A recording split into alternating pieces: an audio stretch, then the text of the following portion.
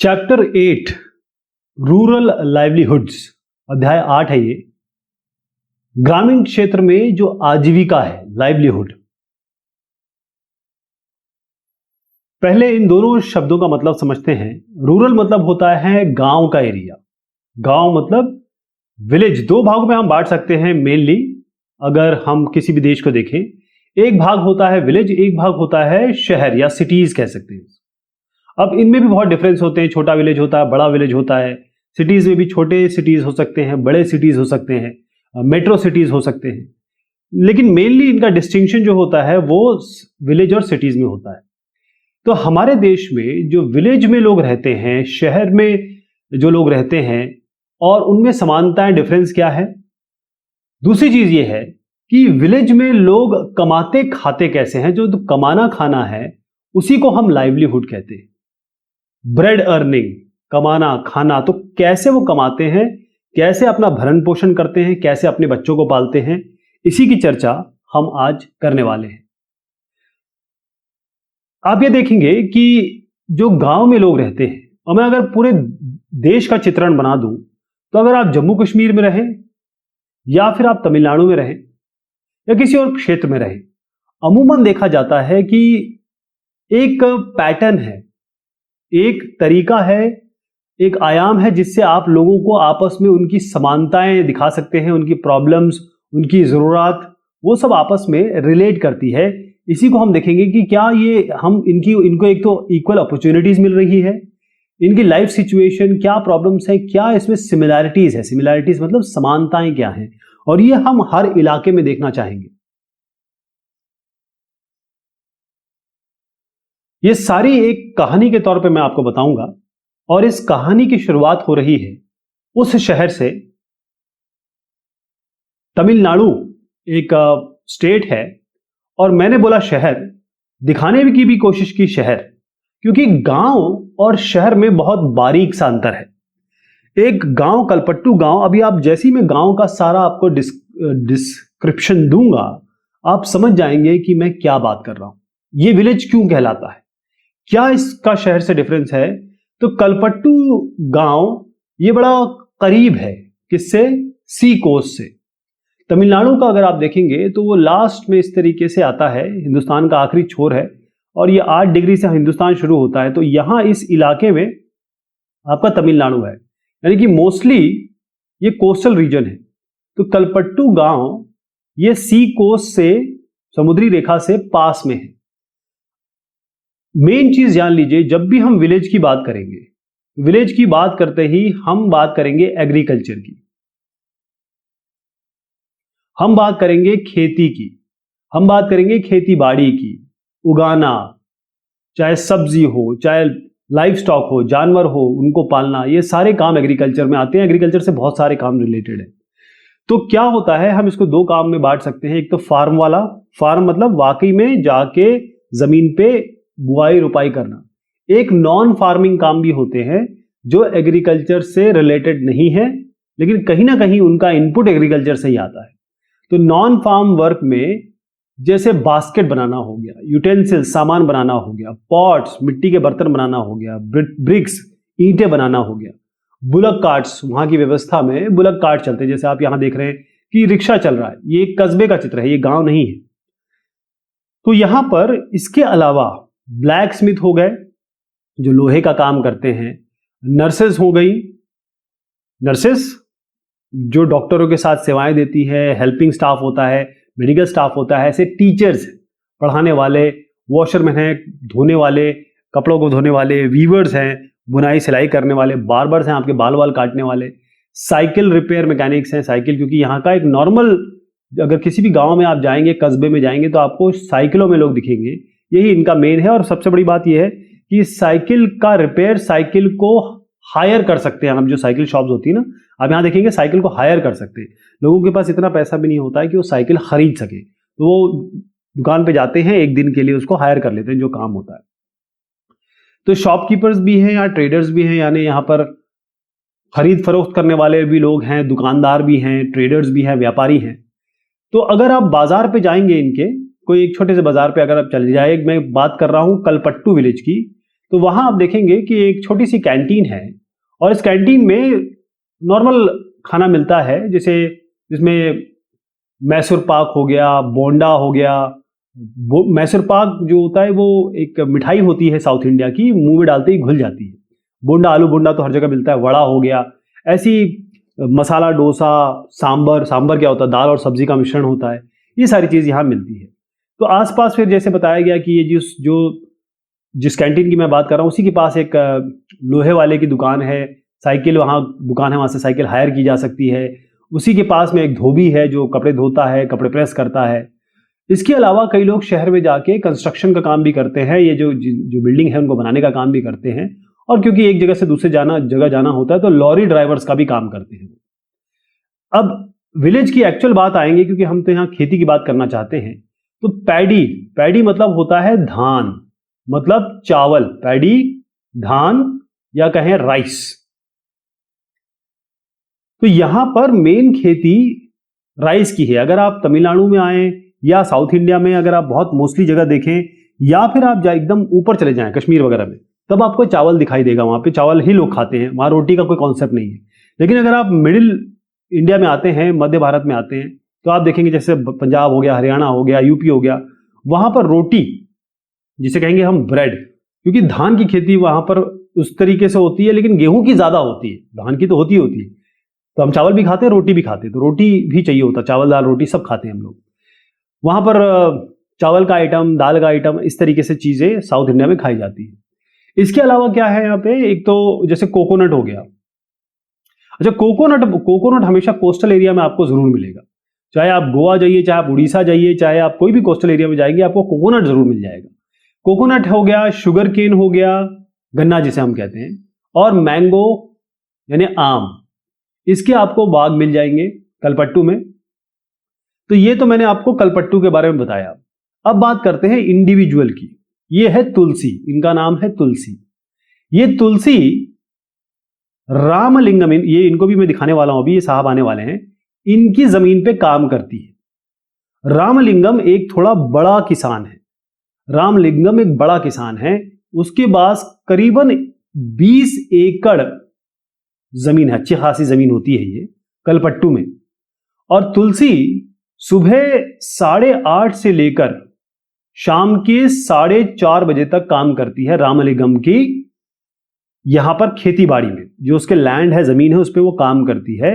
और रामलिंगम की वाइफ है, वो भी आगे मैं आपको बताऊंगा, उनका नाम है करुथम्मा। करुथम्मा नाम है उनका। और वो सुपरवाइज करती है, क्योंकि जैसे ये लोग काम कर रहे हैं ना, तो एक आदमी इनमें सुपरवाइज बन जाता है, चलो ये करो, अरे ये शांत क्यों बैठे हो, अरे जल्दी करो, इस तरीके से बात जो करता है, यानी जो काम करवाने वाला आदमी, तो उनकी रामलिंगम की पत्नी ही है। इसके अलावा हो क्या रहा है अभी, ये जो खेती है, इसकी 20 एकड़ की जमीन की खेती है, इस पे धान अभी लगाया जा रहा है। धान लगाने का में सबसे बड़ी चीज होती है, पानी की बहुत जरूरत होती है। तो पहले क्या होता है, सीडलिंग्स या छोटे छोटे पौधे लगाए जाते हैं, फिर इन पौधों को उठा के ट्रांसफर किया जाता है दूसरे लैंड में, इसको ट्रांसफर किया जाता है। अब ये बहुत छोटे छोटे सैपलिंग्स कहते हैं इसको, बहुत छोटे छोटे जब पौधे हो जाते हैं तो इसको ट्रांसफर किया जाता है और फिर ये बढ़ते हैं। अब जब ये बढ़ेंगे, पहली सिचुएशन क्या हो गई, जब ये इसको रोपाई हो रही है, फिर उसके बाद निराई गुड़ाई करनी पड़ती है, क्योंकि जब ये बढ़ रहे होते हैं तो यहां पर खरपतवार आ जाती है। खरपतवार मतलब जो भी धान के अलावा चीज यहां उग रही है वो भी तो सॉइल से न्यूट्रिएंट ले रही है, तो उसको हटाना पड़ता है, उसको हम निराई गुड़ाई कहते हैं। उसके बाद फाइनली जब ये तैयार हो जाता है तो इसकी कटाई होती है। तो कहने का मतलब ये हो गया कि 3 चीजें हो गई, एक तो प्लांटिंग हो गया, उसके बाद वीडिंग हो गया, वीडिंग मतलब सब वीड्स को, ये जो खरपतवार है उसको हटाना, और फाइनली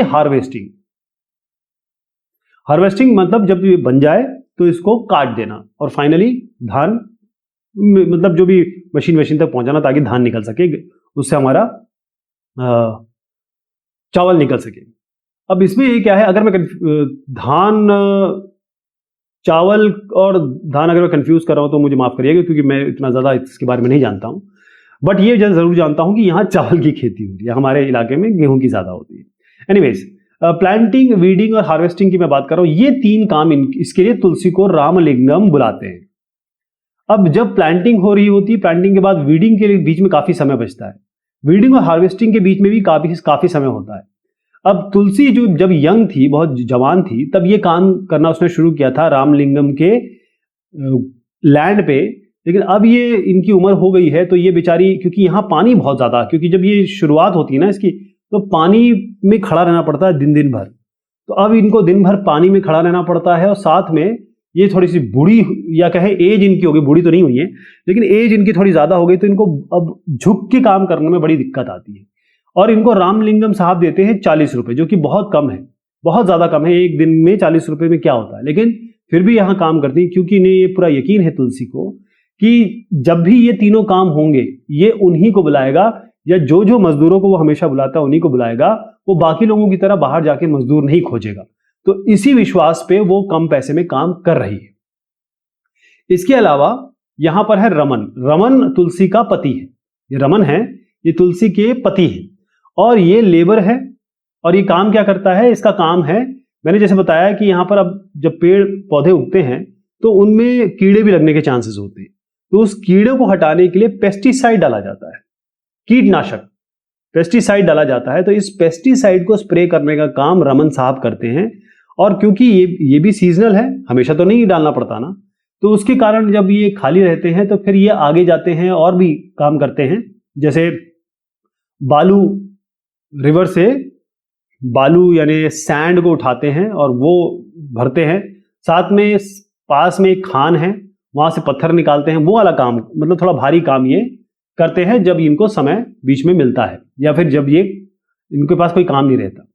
इसके अलावा तुलसी का और भी काम है। तुलसी केवल यही नहीं कर रही है, ये खाना बनाती है, मतलब कुकिंग करती है, अपने घर की क्लीनिंग करती है, वॉशिंग करती है, सारे काम। जैसे ये फायरवुड लेने, मैं आपको बताऊं, आसपास लकड़ी इनको जलाने के लिए पास के जंगल में जाती है, फायरवुड लेती, जलावन लकड़ी कहते हैं इसको। 1 किलोमीटर दूर से ये बेचारी पानी लेके आती है। इसके अलावा जो ये है रमन, ये ग्रोसरी का सामान ले आता है, खाने किराने का काम सामान ले आता है। अब इनकी 2 लड़कियां हैं, इनकी 2 लड़कियां हैं। अब बेचारी एक लड़की जो है इसमें पिछले साल बीमार पड़ गई, उसको हॉस्पिटल ले जाना पड़ा, टाउन शहर में ले जाना पड़ा, क्योंकि बीमार ज्यादा हो गई थी वो। तो उसके लिए, उसके इलाज के लिए इनको रामलिंगम से और तुलसी को पैसे लेने पड़े। अब क्योंकि रामलिंगम से पैसे ले ली हैं और रामलिंगम ने मदद की है, तो फिर आगे क्या होगा? आगे ये होगा कि क्योंकि इन्होंने पैसे लिए हैं तो पैसे चुकाने भी पड़ेंगे। उसके लिए या तो वो चुका दें या फिर उसके लिए और पैसे लें। तो पहले मैं आपको एक चीज बता देता हूं, यहां देखिएगा कि ये हार्वेस्टिंग सीजन है, ये वीडिंग सीजन है, ट्रांसप्लांटिंग सीजन है और प्रिपेयरिंग सैंपलिंग्स। तो यहां से शुरू होता है ये प्रिपेयरिंग सैंपलिंग्स, जो मैंने आप लोग को यहां बताया था। सैंपलिंग्स हम प्रिपेयर करते हैं, फिर ट्रांसप्लांट करते हैं, यहां से वहां दूसरी जगह डालते हैं, फिर वीडिंग करते हैं, इसके खरपतवार को साफ करते हैं, हार्वेस्टिंग, फाइनली जब तैयार हो जाता है तो उसको काटते हैं ताकि हमारा पैडी या फिर चावल इससे निकल सके। तो ये जो है, इसके बीच में आप देखिए, ये समय, ये समय, ये समय और ये सारा समय, ये तो खाली रहता है ना। अब एक चीज आपको बता दूं कि आपको दिन में कितने बार भूख लगती है कईयों को। मुझे तो सुबह, दोपहर, शाम चाहिए खाना, 3 टाइम। पेट तो नहीं देखता ना कि भाई आपके पास काम है कि नहीं है, पेट तो हमेशा खाना मांगता है। लेकिन यहां पर काम तो इनको कुछ ही समय के लिए मिल रहा है। ये पूरा जो चैप्टर है वो इसी के इर्द गिर्द घूम रहा है। पूरा चैप्टर, पूरा डिस्कशन जो हम कर रहे हैं वो इसी के इर्द गिर्द घूमेगा। आप भी आगे भी देखिएगा। तो बहुत सारे जो गांव वाले लोग हैं उनका मेन काम ये होता है भाई कि पहले तो लकड़ी लेके आओ जलाने के लिए, उसके बाद पानी लेके आओ, उसके बाद जो अगर जानवर है, सबके पास नॉर्मली जानवर होते हैं, तो उनके लिए चारा लेके आओ। सारा समय इसी में ले जाता है, चला जाता है, और इससे कुछ पैसा वैसा तो इनको मिलता नहीं है। ये तो इनके खुद के काम है। तो करीबन एक पंचाई कहे इसे या 1/5 कहें, जो रूरल फैमिलीज हैं, जो गांव की फैमिलीज हैं, विलेज फैमिलीज हैं, वो आपके एग्रीकल्चर लेबर है। एग्रीकल्चर लेबर का मतलब ये होता है कि जो किसी की दूसरी की जमीन पे वो काम करते हैं, एग्रीकल्चर लेबर हो गए, लेबर की तरह काम करते हैं। और बड़े दुख की बात है, ये जो तुलसी आप देख रहे हैं और रमन, इनके पास कोई भी लैंड नहीं है, मतलब ये लोग लैंडलेस हैं, इनके पास कुछ भी जमीन नहीं है, लैंडलेस लेबर्स हैं ये। तो कईयों के पास जमीन नहीं है, कईयों के पास बिल्कुल छोटे छोटे ऐसे छोटे छोटे लैंड है, कईयों के पास कुछ बड़े लैंड है, कईयों के पास बहुत बड़े बड़े लैंड है। तो होता यह है कि बहुत सारे लोग, जैसे मैंने अभी आपको दोनों का बताया कि कई बार इनको पूरे साल भर काम नहीं मिल पाता। तो होता यह है, जैसे रमन हो गया एग्जाम्पल फॉर रमन, अब इसको कई समय काम नहीं मिल पाएगा तो ये क्या करेगा, ये शहर जाएगा। इसे कहते हैं माइग्रेशन या पलायन। तो किसी पर्टिकुलर सीजन में जब काम नहीं होता है गांव में, तो इनको किसी और जगह जाके खाना कमाना या फिर अर्निंग, लाइवलीहुड, इनको रोटी तो कमानी है, अपने बच्चों के लिए पेट अपना भी पालना है, तो ये वहां जाते हैं और वहां मतलब शहर में जहां भी इनको काम के ऑप्शन मिले वहां जाके ये काम करते हैं। ये हमारी इनकी स्टोरी हो गई। अब हम आते हैं शेखर की स्टोरी पे। अब शेखर के साथ थोड़ा सा ये है कि इनके पास, ये पहले वाले उनके पास तो कोई जमीन नहीं थी, शेखर के पास ये 2 एकड़ की जमीन है। अब ये जो 2 एकड़ की जमीन है, इसमें शेखर ये खुद ही काम करते हैं। और शेखर क्या काम करते हैं, जैसे मान लीजिए ये शेखर का है, ये इनके पड़ोसी का है, मैं नेबर लिख देता हूं। तो जब शेखर के यहाँ काम होता है ये निराई गुड़ाई वगैरह का, तो ये जो नेबर है इसकी मदद कर देते हैं। और जब नेबर के लिए ये काम करना होता है तो शेखर इनकी मदद कर देता है। तो इसी तरीके से ये काम चलता है, ये आपस में एक दूसरे की हेल्प करते हैं। उसके अलावा ये शेखर ये ट्रेडर से, व्यापारियों से सीड्स, बीज और फर्टिलाइजर्स, उर्वरक ये लेता है। किस पे? लोन पे, यानी कि कर्ज पे लेता है।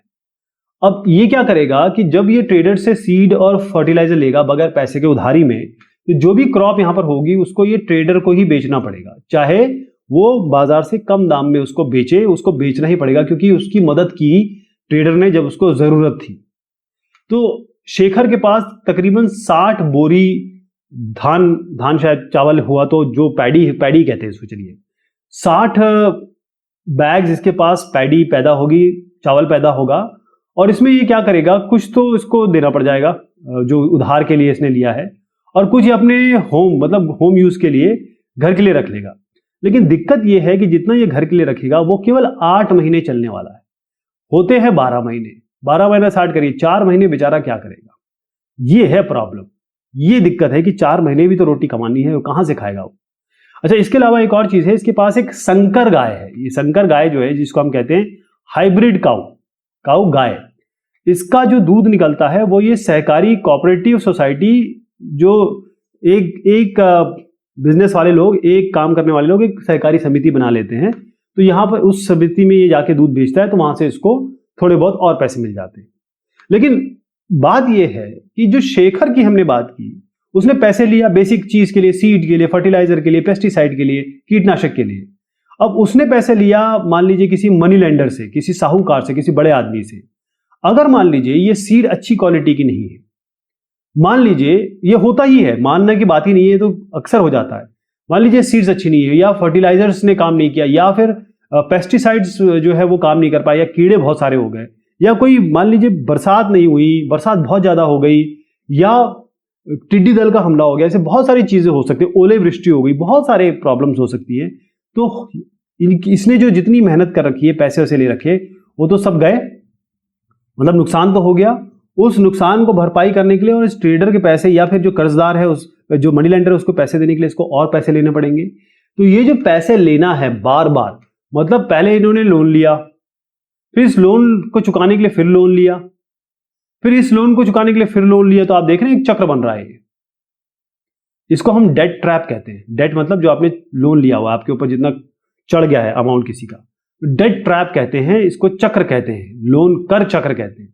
तो बेचारे इसमें फंस जाते हैं। और अगर खास तौर पर गांवों का केस है कि अगर उनकी जमीन में किसी भी तरीके से क्रॉप नहीं हो पाई, जो मैंने कारण गिनाए, उनको आत्महत्या का सहारा लेना पड़ रहा है, जो कि हमारे लिए बड़ी शर्म और दुख की बात है कि हमारे फार्मर्स, हमारे अन्नदाता, ये इन सब दिक्कतों के कारण अपनी जान दे रहे हैं।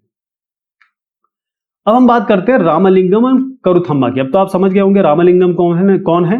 रामलिंगम साहब जो हैं, उनके पास 20 एकड़ की जमीन मैंने बताई थी, लेकिन ये बड़े साहूकार ही नहीं है, बड़े आदमी ही नहीं है, बड़े लैंडलॉर्ड ही नहीं है। इसके अलावा इनके पास, इनकी जो फैमिली है, अब देखिए मैं एक एक लेवल पे लेके गया आपको। सबसे पहले मैंने बताया जिसके पास बिल्कुल जमीन नहीं थी, फिर मैंने आपको बताया जिसके पास 2 एकड़ जमीन थी।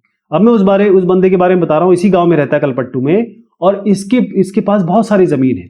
अब आप देखिए, जमीन के अलावा इसके पास राइस मिल है, राइस मिल जहां पर जैसे आपने राइस जब पैदा कर दिया तो वो चावल भी तो निकालना होता है।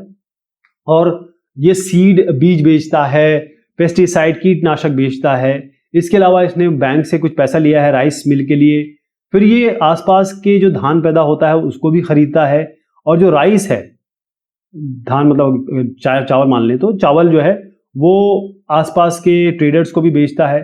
तो अच्छी खासी इनकम रामलिंगम की और करूथम्मा की हो जाती है। अब एग्रीकल्चरल लेबरर्स और जो फार्मर्स की मैं बात करूं तो आप देख रहे हैं कि हिंदुस्तान में हर एक पांच में जो 2 लोग हैं, 2 रूरल फैमिलीज हैं, गांव की जो फैमिलीज हैं, ये बेचारी लेबर फैमिली है। मतलब इनके पास जमीन नहीं है, जायदाद नहीं है, ये केवल दूसरे की जमीन पे काम करते हैं, यानी ये दूसरों के लैंड पे डिपेंड करते हैं। वहां पर काम करेंगे तो इनको रोटी मिलेगी, यही इनकी आजीविका का साधन है। और बहुत सारे लोग हैं जिनके पास बिल्कुल भी लैंडलेस हैं या थोड़ी सी लैंड है इनके पास, बहुत कम लैंड, इतनी कि वो थोड़ा बहुत सब्जी वगैरह उगा सके। तो लैंड जो 80% लोग हैं उनके पास जमीन नहीं है, मतलब या बहुत थोड़ी थोड़ी है, लेकिन 20% लोग केवल रामलिंगम जैसे हैं। तो हमको इस 20% को ना देख के हमको इन 80% के बारे में ज्यादा सोचना चाहिए, जो बेचारे अपनी एंड्स को बड़ी मुश्किल से मीट कर पाते हैं या बेरली वो अपनी जिंदगी जी पा रहे हैं। और बहुत सारा जो प्रोड्यूस है मार्केट में, आप देखेंगे कि इसमें लार्ज फार्मर, जो बड़े फार्मर्स हैं, वो अपना जो भी पैदावार होती है उसका बिजनेस करते हैं, उनके शॉप्स हैं, वो मनी लेंडिंग का काम करते हैं, पैसे देते हैं साहूकार की तरह, ट्रेडिंग करते हैं, उनकी छोटी छोटी फैक्ट्रीज हैं। तो ये अच्छी बात है, अगर कोई हमारे देश के फार्मर बढ़ रहे हैं आगे तो इसमें कोई वो शंका नहीं होनी चाहिए, क्योंकि ये भी मेहनत कर रहे हैं। लेकिन हमारा ध्यान यहाँ पर ज्यादा रहना चाहिए। एक मैं आपको जरा बताता हूँ कि ये टेरेस फार्मिंग है नागालैंड में। तो अगर आप पहाड़ी इलाके में जाएंगे तो इस तरीके से आपको टेरेन मिलेगा, इस तरीके से आपको जमीन मिलेगी। तो आप यहाँ पर खेती कैसे करेंगे भाई, ये है। तो ये इसका भी तोड़ निकाल लिया गया है। इसको आप क्या करेंगे, ऐसे करके जिगजैग बना देंगे और फिर इसको थोड़ा उठा देंगे। आप देखिएगा ये हर जो भाग है ये उठा हुआ है, ये लाइन देखिए, ये लाइन ये उठा हुआ है। तो इससे क्या होगा, जैसे पानी आएगा ना यहाँ पर वो रुकेगा और फिर यहाँ पर ये खेती कर सकते हैं। तो यहाँ नागालैंड में बड़ी फेमस जगह है जिसका नाम है, एक गांव है जिसका नाम है चिजामी। ये चिजामी गांव जो है ये fake district, PHEK, fake district Nagaland में है। और यहाँ के लोग जो है वो चाकसेंग, ये चाकसेंग कम्युनिटी के हैं। ये टेरेस कल्टीवेशन करते हैं, सीढ़ीदार, ये सीढ़ी नुमा खेती जो है इसको हम टेरेस फार्मिंग कहते हैं।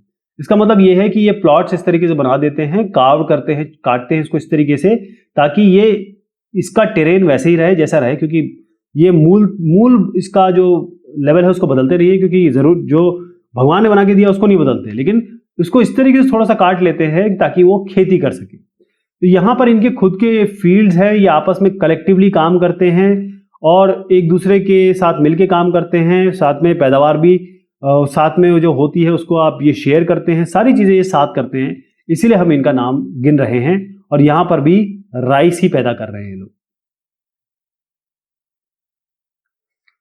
अब जैसे मैंने आपको बताया कि ये हमारी बात हुई थी किस क्षेत्र की, ये हमारी हुई थी साउथ इंडिया की।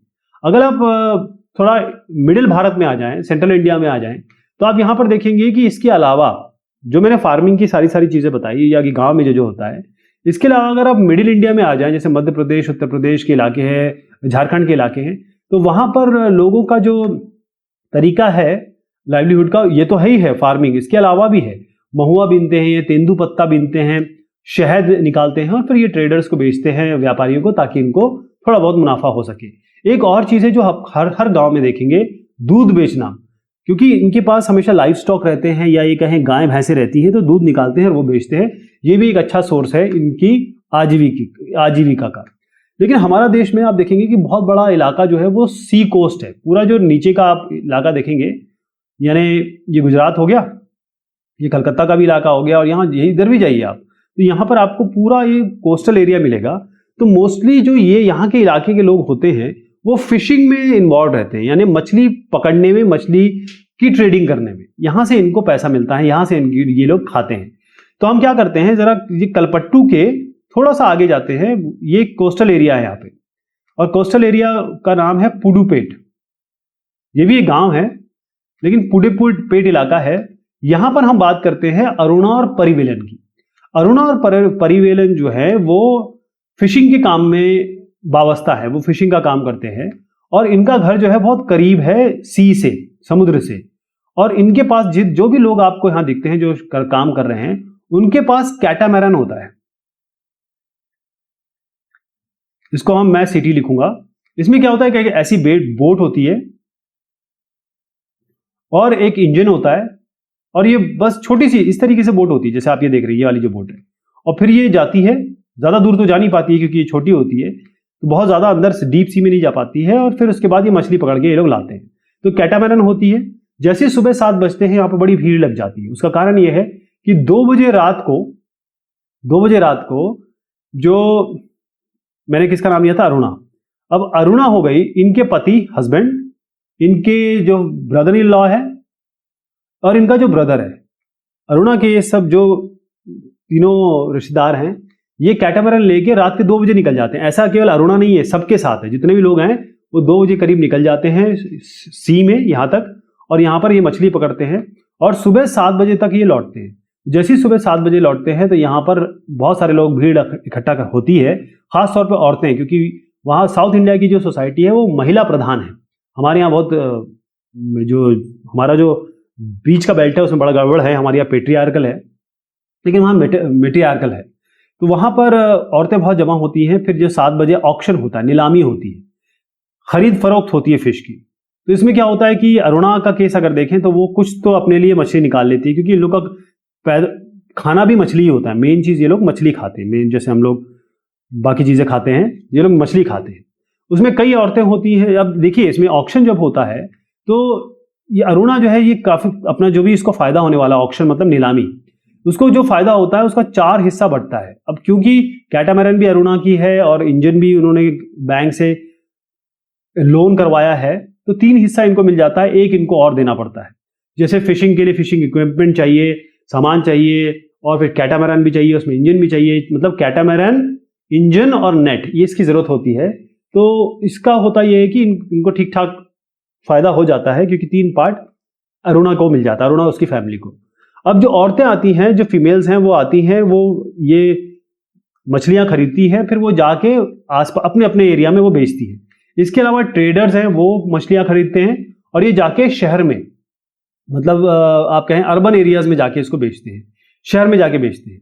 जैसे मैंने बताया कि 2 बजे रात को इनके जो रिश्तेदार हैं वो दोबारा जाएंगे और बेचारे सुबह 7 बजे दोबारा वापस आएंगे। ये डेली का चक्र है। लेकिन दिक्कत इसमें ये आती है कि मानसून का जो समय होता है उस समय मछलियां प्रजनन करती है। बरसात होती है, सी बहुत रफ होता है, एक तो आप मछली पकड़ने नहीं जा सकते, पानी बहुत गिर रहा होता है, जो सी की लाटाएं हैं, वेव्स बहुत तेज चल रही होती है, और मछलियां प्रजनन कर रही होती है, रिप्रोडक्शन कर रही होती है, यानी अपनी जो जनरेशन है उसको बढ़ा रही होती है। उस समय आप इनको नहीं पकड़ सकते। तो इस समय जो करीबन 4 महीने का समय होता है, इसमें ये बेचारे कुछ नहीं होता इनके पास काम करने के लिए। तो अब ये जब काम करने के लिए नहीं होता है तो फिर ये क्या करेंगे? ये पैसे लेंगे, ये ट्रेडर से लोन लेंगे। बस यही से कार्यक्रम गड़बड़ होना शुरू हो जाता है कि जब ये लोन लेंगे, फिर इस लोन को चुकाने के लिए फिर लोन लेंगे, तो हो सकता है ऐसी कोई सिचुएशन आ जाए जिससे ये लोन डेट में फंस जाए। तो जैसे मैंने आपको बताया कि रूरल लाइवलीहुड यानी कि जो गांव की कमाने खाने की जो प्रक्रिया है, इसमें आप देखेंगे कि फार्मिंग एक्टिविटी है, जो खास तौर पे खेती हो रही है, और खेती बाड़ी के अलावा भी नॉन फार्मिंग एक्टिविटी, उसमें दोनों ही एक्टिविटीज यहां पर होती हैं। ज्यादा काम जो होता है जमीन को तैयार करना, उसमें बीजे डालना, फिर खरपतवार को हटाना, और फिर उसके बाद जो बाकी काम है जैसे निराई गुड़ाई, फिर फाइनली हार्वेस्टिंग ये करना है। तो जो लोग होते हैं वो सोइंग और हार्वेस्टिंग, जब बोना होता है और जब काटना होता है तब तो बहुत बिजी होते हैं। लेकिन उसके बाद क्या, उसके बाद का समय, और जैसे हमने मछलियों वालों का भी देखा, उनका भी एक समय ऐसा होता है जब वो काम नहीं करते। यानी हमारे जो लोग हैं हिंदुस्तान के, जो खासतौर पर लेबर क्लास के हैं, उनको 12 महीनों काम नहीं मिल पाता, और फिर वो मनी, जो पैसा लेते हैं अपनी जरूरत पूरी करने के लिए, वो मनी लेते हैं, फिर मनी लेते रह जाते हैं और ये डेट ट्रैप में फंस जाते हैं। तो अब अगर आप देखेंगे कि जो छोटे फार्मर हैं, एग्रीकल्चर लेबर्स हैं, फिशिंग फैमिलीज हैं, या जो हस्तशिल्प करते हैं, वो पूरे साल भर काम नहीं पा पाते। और पूरा मैंने कहा था कि हमारा ये चैप्टर का एंड भी यही हो रहा है। देखिए, do not find enough work to keep them employed throughout the year. पूरे साल भर ये काम नहीं मिल पाता, और यही एक चीज है जिसके लिए हम या तो सरकार उन्हें कोई एक ऐसी स्कीम दे कि 12 महीने उनको कम से कम रोटी मिलती रहे, या फिर वो कोई नए आयाम देखे, या हम जैसे लोग कुछ मदद करें। यही हम लोग कर सकते हैं। तो ये बात हुई इस चैप्टर की। बहुत शुक्रिया, बहुत मेहरबानी आप सभी की।